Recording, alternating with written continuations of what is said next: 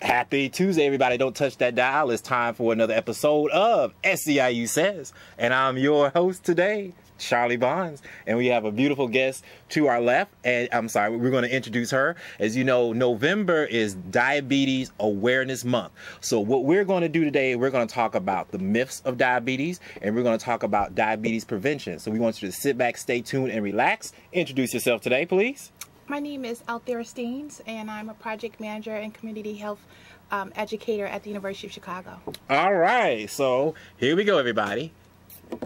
SEIU Says is sponsored by GWC, Goldberg, Weissman, and Cairo. For more information on GWC, give SEIU a phone call at 312-588-7630. That number is 312-588-7630.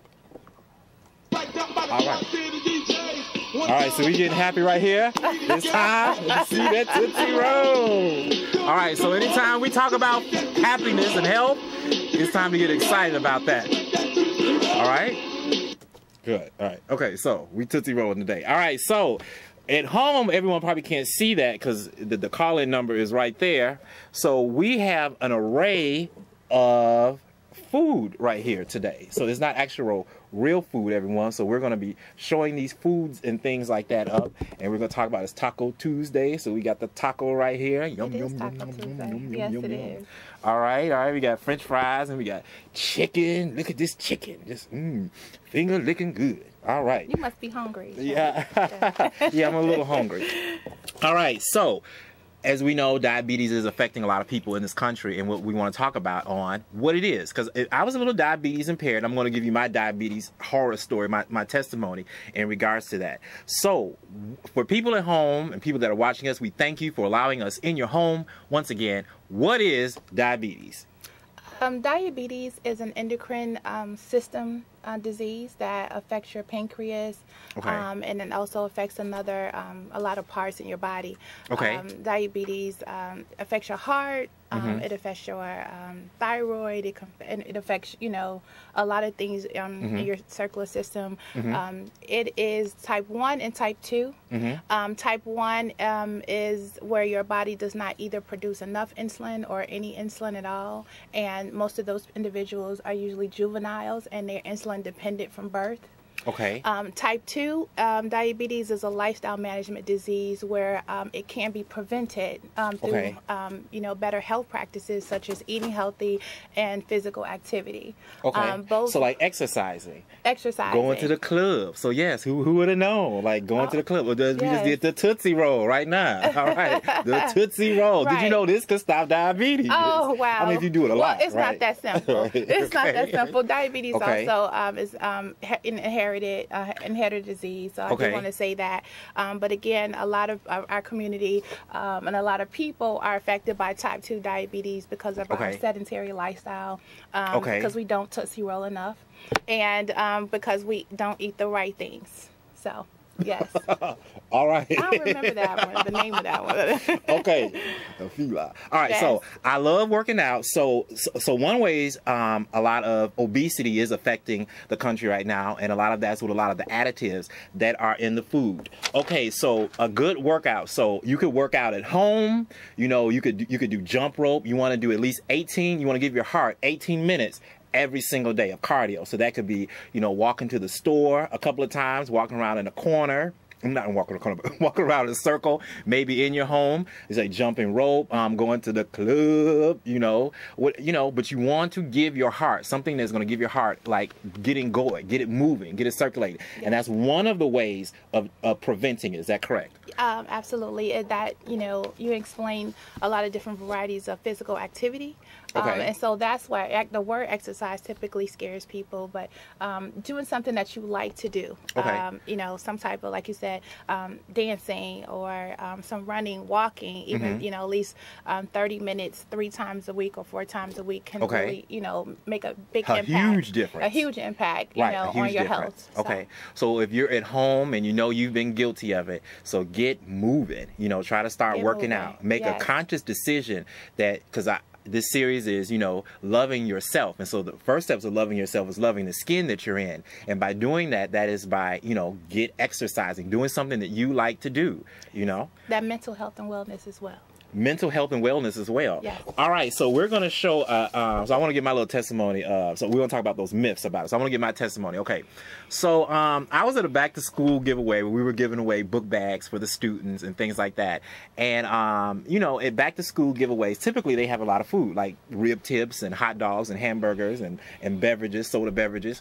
And so I took a diabetes test, and, you know, right before I had taken the diabetes test, I had eaten a couple of rib tips. I've eaten a couple of hot dogs. I ate a couple of cheeseburgers, and I drank a couple of pops. You know, it was no big deal. It was a normal day for me. All right, so as I ate these things, I went on the diabetes bus, and I took the diabetes test, and I came back positive for diabetes.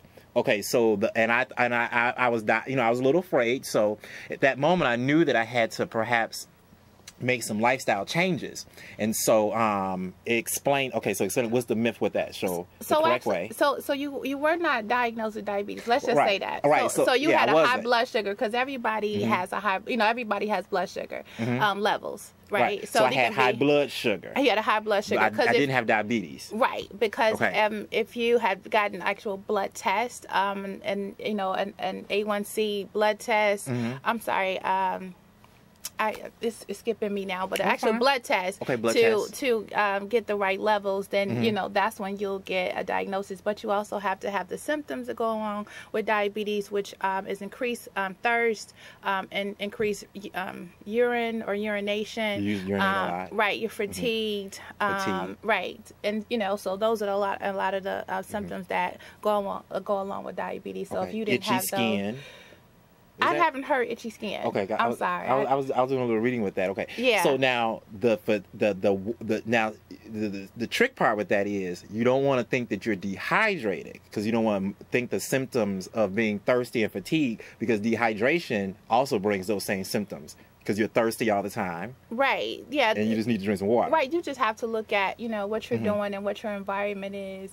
But I think that is one of the great things is that you actually went to a health professional to get the test. Well, whether it was a community. No. I mean, even in the community. So you know, it's a lot of resources like Walgreens and CVS and different people in the community offering A1C testing. So a lot of people don't get the test. So a lot of people do get the test if it's available, but some people don't have doctors and have primary care physicians. So it's really important, you know, to see your primary care physician if you have one, and if you don't, you know, please look out for those resources to get one. So I will say that's great that you did, you know, take the time to get that check. However, you know, the assumption that you had diabetes from that point on, I think a lot of people might feel that way, and then they don't go get a doctor because they don't want to know, you know. Right. So that's why they say diabetes is a silent killer, because a lot of people walk around with it and they don't realize it, and because they don't, you know, go and get the necessary steps to find out if they really have it or not. Okay, so necessary steps is getting checked out. So we're going to show prevention. We got a whole bunch of wonderful food right here. Yes. And so we're going to show this diagram of this plate right here. So yeah, so that diagram of that plate is the new guidelines from the Let's Move First Lady Michelle Obama. Okay. And they kind of like simplified the food guide pyramid. So you remember the food guide pyramid was a triangular structure, and it has several levels, and you know, at the bottom is what you should do the most, and at the top you should do the least. But this kind of simplifies things. So you can see half of your plate is vegetables, and a quarter of your plate is your starch or your carbohydrate, and the other quarter of your plate is your protein. So, so there's really simple. I mean, it looks great. It looks healthy. You know, it does look healthy. So how many plates of this should I eat every day?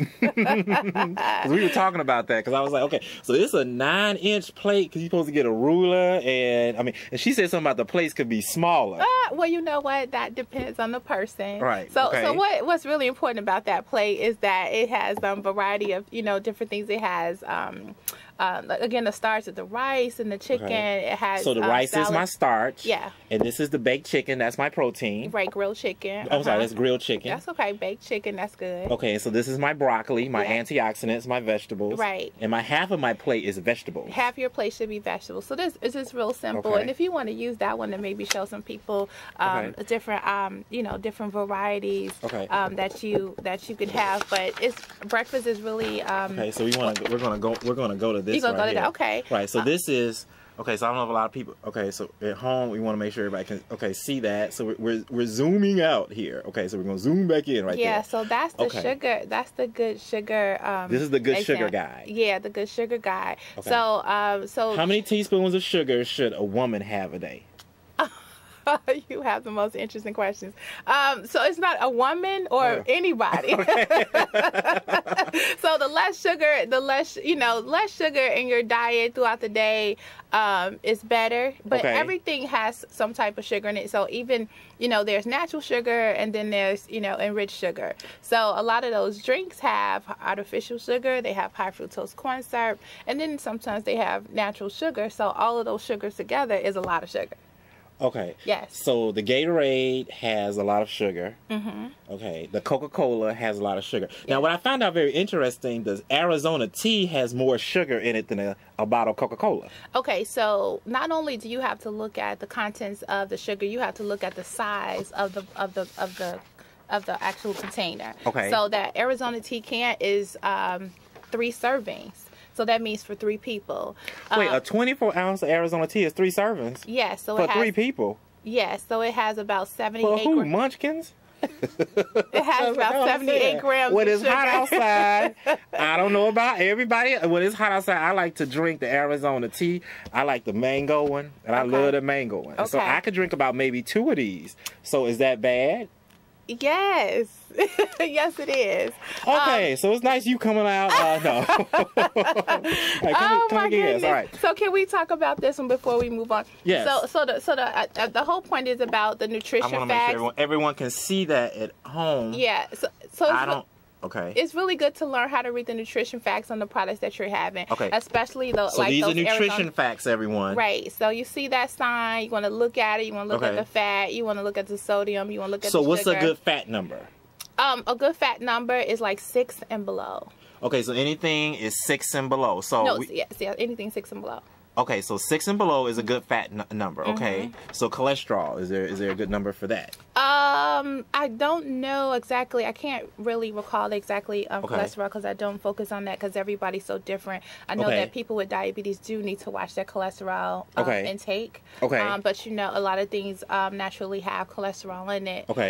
So as far as sodium, I can tell you that they do recommend 1,500 milligrams, which is just a teaspoon. So some things already have sodium. So those of us that like to eat and sit down on our plate and then put salt on it even before we taste it, that's not good. That's a no-no. Now I know that's not really good. You try to avoid the salt. Don't put salt in the food already. Try to taste it. Right.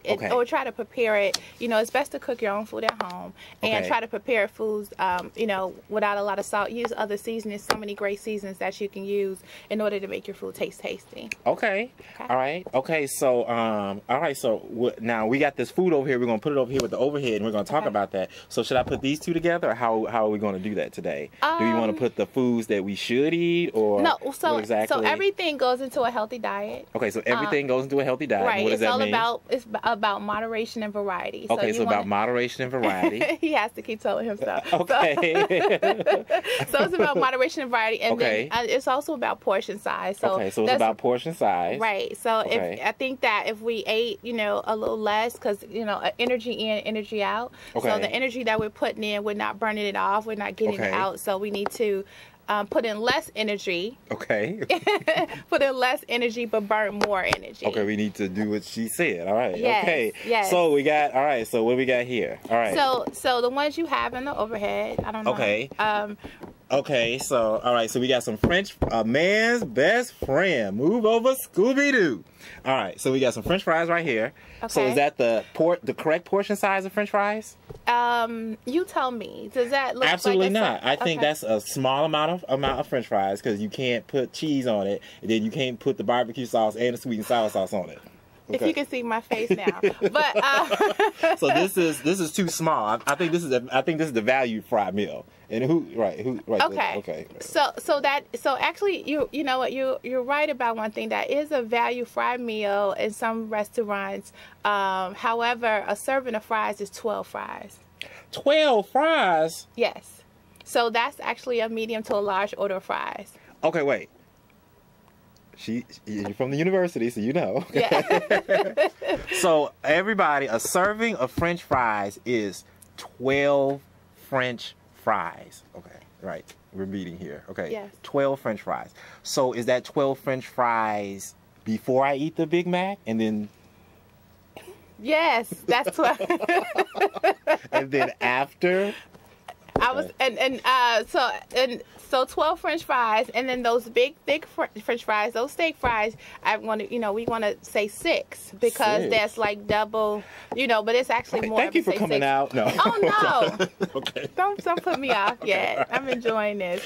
Okay, so 12 French fries. The 12 French fries. Right. The other examples. Okay, so we're going to remove these French fries. Okay, so that is actually 3 ounces of chicken leg. So if you put that, so the palm of your hand represents 3 to 4 ounces. Okay, so not your fingers, not your thumb, but the palm of your hand. So you see how that fits in the palm of your hand. So even when you go shopping and you're going to the grocery store to buy your meats and your poultry, that chicken leg is probably about 3 or 4 sizes larger than that already before it's even cooked raw. So keep that in mind when you're cooking, that if you're consuming those, you're probably eating about 6 to 8 ounces of chicken leg. When that shows you there that is 3 ounces. So I'm supposed to eat this. This is the appetizer, right? Well, I mean, so you're having that along with, some other good things like those black eyed peas on your plate. All right, so this is the correct serving size for black eyed peas. So that your fist kind of represents what a half a cup is. No, don't do that. Yeah. So your fist represents what a half a cup is. Fight the power. Your fist represents a half a cup for your rice and your pasta. Okay. And then those, legumes. So that represents a half a cup. But those are, some good things to eat. Okay. That is an example of either turnip greens or kale, or, some kind of spinach. But that's an example of what a half a cup looks like.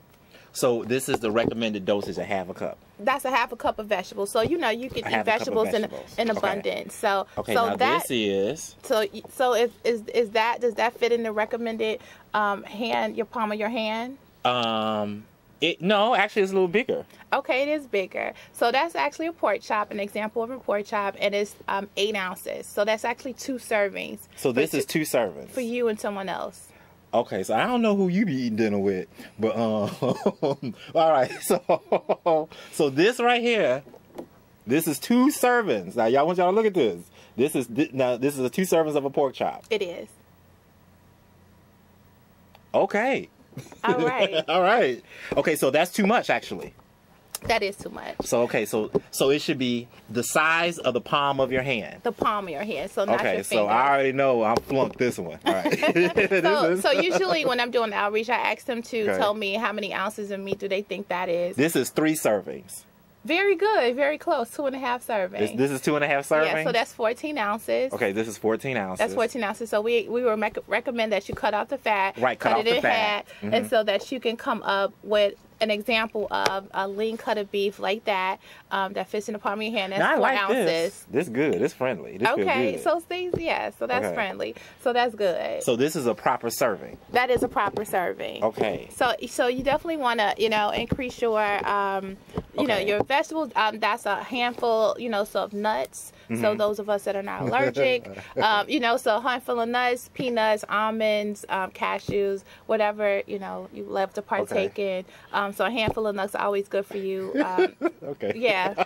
I'm not going to. Yes, those are beets. Okay, so these are beets. Those are beets. Good for those of us who have low iron. Beets are very good for your iron. Yeah. Now we want to talk about this. So I juice, so I'm good, everybody. Okay. So I do eat horribly. Sometimes I do, but I kind of do eat good. So like I work out every morning. I swim.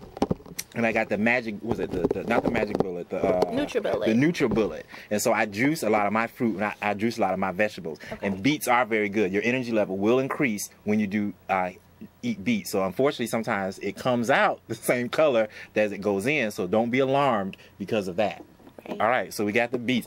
All right, everybody, it's Taco Tuesday. It is Taco Tuesday. So flip that around so they can maybe see. Okay, so that taco is actually a corn taco. Is healthy. It has lettuce, cheese, tomatoes, and inside it has beans. So you don't always have to have meat inside, you know, of your taco. You don't always have to have chicken and guacamole and sour cream running down your arm. You could just have some really nice, you know, 2 or 3 tacos. So, you're allowed to eat 2 of these. Well, 2 of those, okay. right? 2 of the, but because it has lettuce, tomato, and then beans, so it's a vegetarian taco. Okay, but those of us, how do we feel after we've eaten a couple of those good tacos with the meat and the guacamole and sour cream and salsa? How do we feel after we've eaten those? I feel like going to the club. Oh, okay. They have clubs. Well, some of us feel sleepy. Right. So some of us feel sleepy. So, you know, it's all about, again, moderation and variety. And, that's an example of a half a cup of pasta. Okay, so this is the recommended dosage of pasta. Not dosage. I'm sorry, the recommended serving of it. Well, it's 1 serving. So just think about, you have to have a certain amount of servings of different food groups every day. So that is in one of them. And hopefully, if you're doing pasta, you're doing whole wheat pasta and then brown rice. That's asparagus. I love asparagus. Yeah, so that's, you know, really. I eat more than this. Do you? Yeah, I eat a lot of asparagus. Okay, so it's a lot of, you know, good vegetables that we can have. You know. And this is collard greens. This is a collard green. Collard green. And then these last 2 that we'll show you. This is a rib tip, isn't it? That's a rib tip. So that's an example. So it looks big, but if you take the bones out, you'll have about 3.5 ounces of meat. Okay, so you know, just thinking about that. But those of us don't eat that whole half a slab or that whole slab. Half a tip. What you talking about? Heck yeah. Yeah. And the French fries. And it's more than 12. Yes. Okay, so this is because you know Thanksgiving is coming up, so we do want to be mindful of that. Yes. All right, so the next time I go get me some rib tips, a rib. If you all see him out there, yes. Okay. Remind him of this show. So this is all I should be eating. Do they even sell it like this? Well, you know what? That is on you to be a little disciplined and you know, you know, figure out what you're going to pick and put the rest of it up. Okay. And so the you corn. know, this is the right amount. That's a half a cup of corn, and you know that's you know, carbohydrate as well as a vegetable. Carbohydrate. Yeah. And this is. So that's actually an example of 3 ounces of chicken and rice. So I think that some of us eat a lot of rice, but that's how much rice is in 1 serving. Oh, okay. All right. So, you guys have a website, right? Or you want to give your website information? Sure. We do. Our website is www.diabetesresearch.org. And you can look us through the University of Chicago Medicine website as well. Okay, that's wonderful. That's wonderful. So I'm going to try to maintain my diet with these wonderful servings. So you want to look that up. And this is Diabetes Awareness Month, so we just want to be aware of it. We want to try to prevent it. We want to try to maintain it and stay exercised up. All right. Introduce yourself once again. Althera Steenes with the Power Up program and with the University of Chicago Medicine. Thank you. All right. We thank you for allowing us in your home. Join us on next week. Same bat time. Same bat channel, and we have another wonderful show. Okay? Enjoy.